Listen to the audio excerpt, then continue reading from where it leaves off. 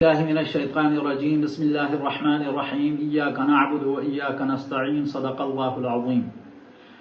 میں عبداللطیف ممبر national assembly NA1 Chitral آپ سے مخاطب ہوں۔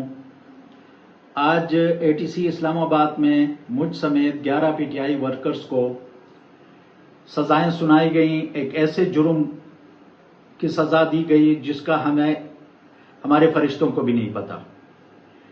جس تھانے پہ حملہ کا کیس ہم پہ بنایا گیا اس تھانے کو 12 تاریخ کو ہمیں پتہ چلا کہ رمنا نامی ایک پولیس اسٹیشن اسلام آباد میں ہے، جبکہ ہم پہ FIR میں یہ الزام ہم پہ لگایا گیا کہ 10 تاریخ کو انہوں نے تھانے پہ حملہ کیا۔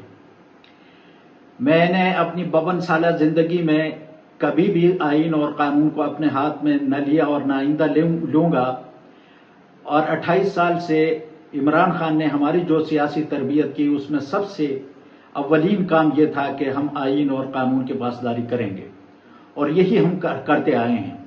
لیکن مجھے لگتا ہے کہ 26ویں آئینی ترامیم کے دوران جب میرا ضمیر خریدنے کی کوشش کی گئی اور مجھے 2 ارب روپے کی پیشکش کی گئی جسے میں نے ٹھکرا دیا، تو 47 گورنمنٹ نے یہ تہیہ کیا تھا کہ مجھ سمیت ایسے لوگوں کو ناحق سزا دلوائی جائے جنہوں نے ان کی ناانصافیوں کے راہ میں رکاوٹ بننے کی کوشش کی۔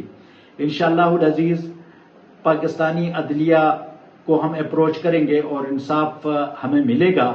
لیکن میں جج صاحب کو صرف یہ کہوں گا کہ یہ دنیا کی عدالتیں، تو اگر آپ انصاف نہیں دیتے اور آپ نے ناانصافی کی تو ایک رب کریم کی عدالت بھی ہے، اس میں ہم سب کو حاضر ہونا ہے، اور اس میں کوئی حکومت، کوئی پولیس آپ کو نہیں بچا سکے گی، اور اللہ کے سامنے ہر ایک کو اپنے اعمال کا جواب دینا ہوگا۔